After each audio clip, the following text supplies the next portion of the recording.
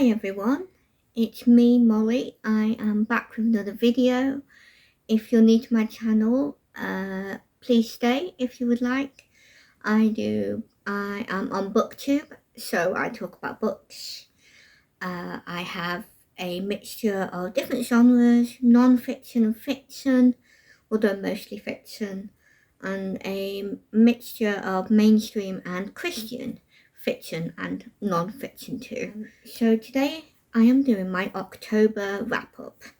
Now I have already filmed this, but it was an hour long before I started editing, and I was like, I don't want to do that, so I'm going to try and film it again and be a lot quicker. Now, because of that, there is a book that I have given back, and there's also a book that is downstairs, so I will put those up as pictures. The rest I will still have with me physically, so they're easy to sort out. Okay, so in October I took part in 3 readathons, and I completed almost all of the prompts for each of them. One of them I officially did, but I had, for one of them I had multiple books and multiple prompts for that particular question, and I'll explain more about that in a minute. What I'm going to do is talk first about the 2 books that I read that were non-fiction and had nothing to do with the readathons. So one of the first ones I read was Loving People Who Are Hard to Love by Joyce Meyer. I read this over a few months. I think I started it in May, and I gave that book 4. See, this is why it takes me an hour. Sorry, 1 second. So this was 5 stars. As the title says, it's about loving people whether you like them or not, whether they're friends, enemies, or just people you don't like. Yeah, it was really useful. There was a lot of practical application, a lot of Bible verses that you can look up, and explanations on, to do with the book. I think it's also really good for if you're struggling with unforgiveness. She's actually written a whole book on forgiveness, so I definitely recommend that. I have read that myself, but I think Loving People Who Are Hard to Love is a great book to pair it with, because not only does she touch on forgiveness, it's also about loving people, and obviously that includes people who hurt you, and when and if you're struggling to forgive them. So that's a really good book. I did a lot of underlining and notes, and I also looked in my Bible and did extra study for it. She has actually done a study guide to go with Loving People Who Are Hard to Love. So if you can afford it or you have it, then that's a great thing to do as well. I couldn't get it because at the time I don't think it was available in the UK. It might be now, but at the time it wasn't. So I just did my own short study. So that was that book. The next non-fiction that I read was a book called Hereafter by David Winter. This is a book that I gave 3.5 stars, and this one was about life after death in terms of the Christian faith, because they're both Christian books. It was good, I guess. It didn't really have much of an effect on me. I didn't learn anything new or feel more comforted by it. It was all stuff I already knew, and it was also, just so if you don't know, I think it was written in the 70s. Hereafter was a book that my grandma let me borrow.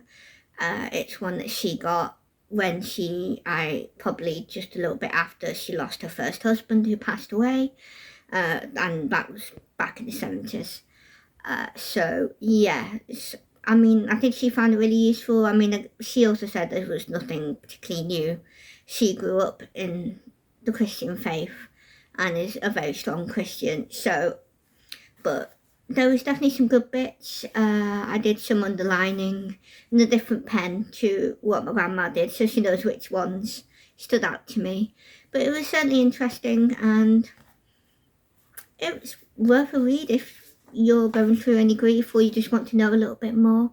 It's definitely probably a good book for people who don't know much about that sort of thing, or don't know much about the Bible. Maybe they've not read much of the Bible as a whole, or just of those particular types of verses, you know, like about the New Jerusalem and all of that stuff. So it was an okay read. Again, I read that over a couple of months, I think, or 3 months, something like that. So that's it with the extra books. I'm going to now talk about the books I read for the readathons. So I'm just going in order of the pile of books. They're in no particular order. What I'm going to do first, though, is talk about the prompts that I didn't complete, because obviously there's technically no books for it, basically. So the first prompt that I didn't finish was a prompt for Katie's readathon for the journey through the Bible. And this is for the question, what are you hunting for? And the prompt that I couldn't fulfill for that was Temple of Jerusalem, building on the cover. I did actually fulfill all of the prompts in the readathon, because all but one of the questions I only picked one prompt. But one of the questions, which is the one I just said, what you're hunting for, I did pick 3 prompts and 3 different books. So that's why I didn't finish that. But I did actually finish the readathon. And Katie did put up a video on which prompts were correct in terms of being able to escape, because that's what it's about. It's like a treasure hunting type of theme to it. And I escaped, which is great. Either way, I enjoyed it. So Temple of Jerusalem, building on the cover, is the prompt I didn't fulfill for that one. For the Cosy Cottage Readathon, there's a couple, because there's 2 ways you can do the prompts. There's an activity, so you actually physically do it, and then there's the book prompt. So the ones I didn't complete were rainy/gloomy day. I completed it physically, but not with the book. I didn't finish the book in time, like with the first readathon, because it's the same book, so I didn't do that. And then I didn't complete fresh baking for the physical order book, because she didn't want us to double up if we were able. So without doubling up, I wasn't able to complete the book. And I don't bake. I mean, it could just be cooking as well, but I just didn't get around to doing that. So there we go. And then the last one, I completed half, like with the rainy day. So on a hike, I completed the book prompt, but not the activity. Then for Annetober, I only missed 1 prompt, and that was I suppose it was A Romantic Way to Perish, Romantic Sensibilities. And again, that was the same book for the other 2 readathons that I couldn't complete for Annetober. So that's those unfinished prompts done. Let's get started with the more interesting bit, my books I did read. So the first book on my pile is Anne of the Island. I gave this book 5 stars, but I'm going to double check. Yeah, I gave this one 5 stars, and I used it for the Cosy Cottage Readathon by Chantel from Chantel Reads All Day, and this fulfilled the prompt for Under the Trees, because obviously trees on the cover. For Annetober, this fulfilled almost all of the prompts. So I used it for Book with Special Friendship. I used it for Takes Place in a School, because she's in university. For A Dream Come True novel, because she wanted to go to university and school and stuff, and she did that. And for An Author Who Makes You Laugh, because all the other authors of the books, I've not read any of their books before, but I have read Ellen Montgomery, because this is the 3rd book in the Anne of Green Gables series, and because I've read the first two, I know she makes me laugh, so that fitted that prompt. The next book is A Voice in the Wind by Francine Rivers. This I gave 5 stars. This is a fantastic book. So was Anne of Green Gables, by the way. This book was really good. Made me laugh, made me cry. It's obviously not an exciting book in terms of, action, adventure, but it's a lovely book. I really enjoyed it. There's definitely, a roller coaster of emotions throughout the book. Yeah, I definitely recommend the Anne of Green Gables series so far, if you've not read it. So back to A Voice in the Wind. This is 5 stars. This is a fantastic book. There's so much faith in it because this is Christian fiction. This is set just this starts with the fall of Jerusalem and then continues on throughout the years. Throughout the whole series, this is book 1, and there's 2 others. It's a trilogy. But already this one goes through a good few years, maybe 5-6 years, I'm not sure.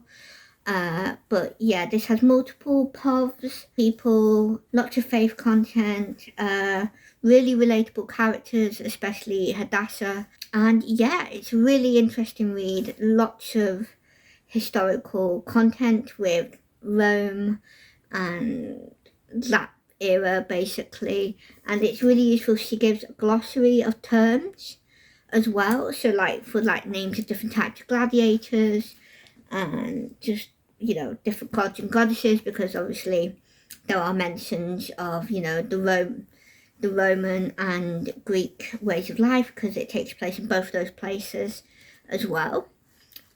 So yeah, I love Francine Rivers. This is my second book by her, and didn't take me long with the first book, and I knew she was an automatic buy for me, and an automatic read type of thing. The faith content is what strikes me, and the prayers, and it's just so rich, and you can really tell that Francine Rivers herself has a lot of faith, and yeah, fantastic. So I definitely recommend her. I would say there are trigger warnings though, but I do talk about this in more depth in a review video, so I will try and remember to link it below after I've edited this video. Oh, sorry, I forgot to talk about the prompts. So this fulfills the prompt. Sorry, I have small hands, I shouldn't do that. Okay, so this fulfills the Journey Through the Bible Readathon for Where Are You Going? And I picked Egypt for a book set in biblical times because this is set during the fall of Jerusalem and afterwards. So yeah. And then I also used this for the Cosy Cottage Readathon for On a Hike, because at the start, because obviously they get captured by the Romans, there's a hike at the start. It's not very well described, but there is some content for it, and there's just generally a lot of different bits of travel throughout the book. So I kind of counted that towards hike, because obviously in those days there's a lot of walking, especially if you're, a captive, or like a foot soldier. So yeah, I used it for that. And then for Annetober, I used it for my I'm So Glad We Live in a World with Annetobers, which was a free space for you to pick whatever book you want to read. The next one was a book of the Bible. I didn't rate this because it's hard to know what to do with rating books of the Bible. But yeah, this is the KJV version. So when I was reading the book, it was difficult. I do normally read the New King James, but it is more modernized, so it's more like our typical modern day English, but it still has some bits from the original King James. So basically this one has all the ye instead of you, basically. And so I read the book of Ephesians, which is a New Testament book that is a letter to the people in Ephesus from Paul. And this was to fulfill the prompt, when I find it. Yes. What Are You Hunting For in the Journey Through the Bible Readathon. This was for the Ark of the Covenant, which is a book in the Bible. And then it also fulfills prompts from the Cosy Cottage Readathon. And that was for... No, it doesn't. I apologise. No, it doesn't fulfill that. I used this for Annetober. And that was for Call Me Anne with an E, which is an ebook. Now, I don't read ebooks, and I was filming a reading vlog for the book of Ephesians. And I film on my phone, so even though I have the Bible app, I couldn't read it on there to actually officially do the ebook bit. So what I did instead is a YouTuber called Cheryl from Candlewick Library. She talked about Annetober, and she said last year Chautona, who is the host of Annetober, had the Anne with an E prompt as a book beginning with E. So I switched it out for that, basically. The next one I read is a short story from the Brothers Grimm collection. This is the original version. Apparently it's the first edition. So yes, I read just the one short story, and it was the story called Hans's Trina. And again, like with the Bible, I find it difficult to do it with short stories because especially with this particular one, there's loads of them. So I just didn't rate that one either. It was definitely a weird one. But if you've read any of the original ones, they're even more weird than the more traditional ones that you hear about these days for the Brothers Grimm collection. Please ignore the bookmark, the ribbons coming out. So yeah, I read just the one for the readathon, and yes, I will talk about which readathons I've used it for. So I think it was only 2. So I only used this book for 2 readathons. The first one was the Cosy Cottage Readathon, and this was to fulfill the book prompt for drinking tea, because Chantel said that a short story is kind of like drinking tea because they're short, so it doesn't take long and stuff like that. So that's why I read this one for that. And then I also used this for Annetober for the it's ever so much easier to be good if your clothes are fashionable. And that is the prompt, a great cover.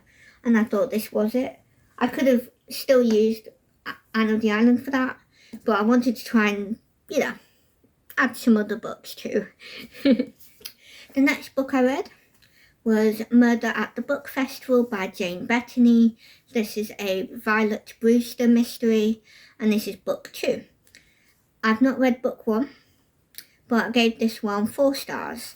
I thought it was really good. There was a couple of twists. I was trying to, guess who the murderer was throughout the whole book. I don't think you need to read book 1, but it may give more context to the pre-established relationships, because she's in, a small village. She lives there, the main character, which is Violet. So yeah, it might give more context to that, but I had no context and it didn't seem to affect anything really. So I think you'll be okay. I'm not necessarily fussed about reading the first one, but if I get given it or I find it in a charity shop, then I might pick it up if it's cheap enough. This was a borrow from a friend at church, so once I film this video I will be getting rid of it, giving it back. So this is a cozy mystery. This is clean. I don't think there was any swearing. There might have been some bits of the Lord's name and stuff. I don't think there was that many of them, but if that is still a big no for you, then don't read it. But it was clean the rest of the time. There was nothing, there was no open door scenes, no spice. There may be a romantic relationship, but it doesn't even really start even at the end of the book. So there's no content with that. It's more, would you like to go on a date? Oh yeah, let's do it. So yeah, nothing to it really. And it wasn't particularly graphic, I didn't think. I mean, it's a cozy mystery, so I guess you're probably not going to get graphic murder scenes or anything. So yeah, I use this to fulfill a prompt in every no, maybe just 2 actually. This was firstly for the Journey Through the Bible Readathon. This was for the prompt, who are you going to meet? And I picked Tomb Raiders, which is a murder mystery or a cozy murder mystery. And this fulfills the cozy one. I also use this for... Oh yes, I also use this for the Cosy Cottage Readathon for the prompt with a blanket, which, as I'm sure you can imagine, for the book prompt is something cozy, or it can also be something to do with blankets too, but I don't have anything like that, so that's what this is. And then did I use this for... No, it was just those two. Right. The next book I read, or one of the next books, it's not in any order, is Divine Mystique 2, Divine God Mystique All by Irene Smith. This is a local author and theologian, I guess. She's a Christian and she's a friend of my grandma, and I got this given to me. So did my grandma, we got a copy each. And I gave this 3 stars. It's a good book. It's fantastic for people who are either new to the faith or are young, maybe even for people who aren't necessarily interested in religion, but maybe as in like having a Christian faith, but are interested in learning more about the Christian faith. I would definitely recommend it for that. Because it's a local author, I don't know if anyone else can buy it, especially outside of the UK. But I'm sure you can have a look if you're interested. It has a mixture of pictures and poems, as well as just your typical bits of information, I guess, because it's non-fiction. It basically goes through Jesus's life in a way, but I think it includes the Old Testament. I don't know. I can't remember now. It was ages ago when I read this. It's a very short book, so it's a very easy read. She wrote it for people who don't know much on purpose. So this was to fulfill the prompt from the Journey Through the Bible Readathon. This was for the booby trap prompt, which was Filling with Sand, and that was a book you can read in a day, which is what I did with this. It's only like 80 odd pages, and because there were different forms of writing, I guess, content, I can't remember the words, but because of that, it was a very quick read. It does depict, unfortunately, the publishers don't do colour pictures, which is a massive shame, because all of the pictures, but especially a few of them, need the colour, and unfortunately they don't, but there we go. I also used this that was the only readathon I used this for. So let's go to the next book. Oh, just quickly, there was one, maybe 2 things I personally didn't agree with, that didn't sit right with me. They weren't massively big. I can't remember the words. They're not important things to agree with or not agree with. The main Christian belief system is all, as far as I'm aware, all what we all know and agree with. It was just something that I personally don't agree with, but there are Christians who do, so it's not a big deal. The next book on my pile is this one, and this one is more what you need to see. This is The Adventures of Amina al-Sharafi by Shannon Chakraborty. This is a mainstream fiction book about pirates, basically. And it's, as the title suggests, it's full of adventure. There's funny moments. You get all the emotions. It was really good. I really enjoyed it. I gave it 4 stars. There was quite a bit of swearing in it, mostly just the F word, I think. Sometimes the Lord's name in vain. However, it wasn't always easy to tell, because the main character in particular is a Muslim. This is set in like after the Crusades, so this, I'm thinking maybe the 1600s, maybe 1700s, I'm not sure. There's no particular years talked about other than this after the Crusades at some point. So keep that in mind. Not about the content. I mean, I did really enjoy her faith, even though obviously she's Muslim and I'm not. I'm a Christian. Her faith was lovely. It was lovely to read about. If you're doing Historiathon, this would work really well, because obviously it's in the past. There will be historically accurate stuff because she did do her research, but also in particular the societal perspectives, cultural perspectives, because she's a Muslim, and all of the other things like that. So it's useful for that. There is a couple of spicy scenes, one spicy scene that gets stopped before anything happens, and then a couple of closed door scenes where it leads up to it and you don't see anything, well, read anything. So just be aware of that. Not very much. This is like a 500-page book, nearly. So compared to what is in there, there's nothing. It's very little in comparison to the amount of pages. My only problem is the foiled cover. It has rubbed off from me holding it to read, and also probably from friction in my bag from rubbing against other stuff. Unfortunately, which is a shame. I've not had that with foiled covers. Then again, I might not have read that many. Not sure. Anyway, that is a sad bit, unfortunately. So yeah, I wouldn't necessarily recommend this cover for that unless you just want to use it to display, in which case it'll be fine. So for the readathons, I use this for the What Are You Hunting For the Journey Through the Bible Readathon. I use this for Solomon's Treasure, which is a foiled cover, and obviously, as you can see, that's what that is. I also used this for the Cosy Cottage Readathon, and that was for the In the Dark prompt for the book, because it's a dark cover. So yeah, the second to last book that I will talk about, which is actually the last book I read, is Dracul by Dacre Stoker and J.D. Barker.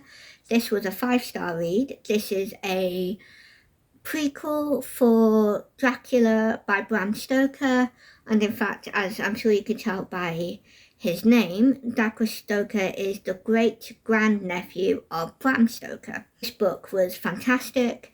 It's inspired by Bram's notes, and is inspired by what was supposed to be the original Dracula, but apparently Bram told his publishers that Dracula, the original book, is real. It's, it actually happened.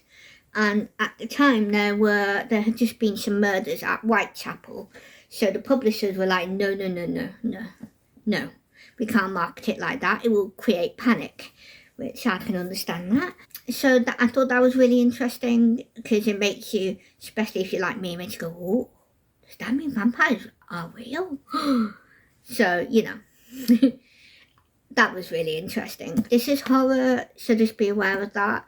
I didn't find it particularly scary, but I find it less easy to actually feel scared with reading, unlike if I watch something scary, that's more intense. Because I did have those feelings, but they were very mild. And I think it's because I'm reading the words and descriptions instead of seeing them as images like you do with TV and film. So I think that's why. That doesn't knock the rating down. As I said, it's a 5-star read. So yeah, I don't think there was any swearing. There was some using the Lord's name. Other than that, it was clean. There was nothing sexual in it. Yeah, so if you don't mind reading horror, or you're just interested because of the Dracula thing, then I definitely recommend it. It really when I was reading it, the voice, to be fair, the main character is Bram Stoker, but obviously I'm assuming a more fictionalized version. So maybe that's why, but it did sound like I was reading Bram Stoker's Dracula, because the voice of the narrator sounded just like Dracula. So I thought that was fantastic, and that's what I really loved about it, in part, as well as just the story. It was really interesting. I can't really say very much, because again, this is a massive book. This is like nearly 600 pages. This was my last book of the month, and this is the book that was supposed to fulfill the prompts that I talked about at the start that I didn't get to finish, because I actually finished this in November, on November the 3rd, but I wanted to include this in October just because I just want to talk about it. So yeah, so that's why I definitely recommend this if this is the sort of thing you're into. Last but not least is Six Scorched Roses by Carissa Broadbent. This is a novella, and this is mainstream fiction, and this novella is a prequel for a main book series that she writes. This is a Beauty and the Beast retelling. As you're reading it, you can definitely see the connections, certainly for the Disney film anyway. I wouldn't recommend this. I gave this 3 stars. I thought the story was good. I really enjoyed I basically enjoyed the story, but I didn't like a couple of the things in it. So there was some swearing, the Lord's name in vain a bit as well. They also, this, by the way, the retelling is based on a vampire instead of a beast, which I guess is still a beast anyway. So yeah, I thought the premise was really interesting because, as you know, vampires are usually drinking the bloods of humans, and whilst I'm sure that vampire did do that, wasn't really talked about, I guess. But actually the main character is wanting his blood instead, because her village, and which included her sister, was cursed by one of their gods, the main god that they normally worship. So yeah, she thinks it may be a cure. So yeah, I enjoyed all of that bit. What I didn't enjoy was the open door scenes. Now, there was only 2, and you might think that's okay even for a novella, or you might think that's too much for a novella because it's a short book. And one of them was incredibly short. It was there and done, basically, so very easily skippable. However, the second one was multiple pages, and that's what really put it down, because I skipped those pages, but it was like maybe 6 pages or 5, and a small amount on the 6th page, so which is quite a lot for a novella, and I think honestly it's quite a lot for open door scene myself, and that is what brought the rating down. It would have been a 4-star otherwise, because it was unnecessary. It didn't. You could have had neither of those open door scenes, and the story would not have changed. Nothing would have impacted it. So yeah, that's what brought the rating down. So I wouldn't recommend it, especially if you're a Christian like I am, for that. It also means I probably wouldn't myself want to read the main series, and I wouldn't recommend it for that, although I haven't read it. Now, I don't know if it is as graphic or spicy as this novella, but if this novella is, then I'm going to assume that the main series is. But obviously if I'm wrong, let me know. I will happily, correct my thoughts on that, I guess. I don't know how to describe that. So yeah, I wouldn't recommend this. Now this I bought I did buy, for the Journey Through the Bible Readathon. I used it for the How Do You Escape prompt, which was Bullwhip, and that was to snag a popular new release, or just a new release, because that's what this is, a new release. I also used this for the Cosy Cottage Readathon, and this was for Next to a Fireplace. The book prompt is fire, obviously, and as you can see, fire. And that's it. That is just for those 2 readathons for this one.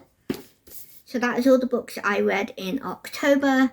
Thank you to Chautona, Chantel and Katie and Madi, who is the co-host of Katie's Readathon for Journey Through the Bible. Thank you all 4 of you for your readathons.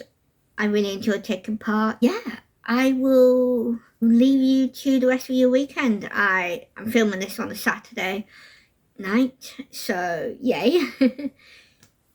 Fun. So yes, thankfully I have gone through it a lot quicker because I can see the time of how long I'm taking, so that's good, by like 20 minutes, which is brilliant. Yeah, there's nothing else for me to say. I will be with you again soon with another video. Make sure to like and subscribe. Leave a comment. You know, what did you read in October, and did you did you take part in any of these readathons? And if you did, you know, how did you do? What did you read? What was your favourite book that you read? You know, let me know. That's all I have to say. Thank you for watching. I pray God bless you, and I will see you again soon. Bye.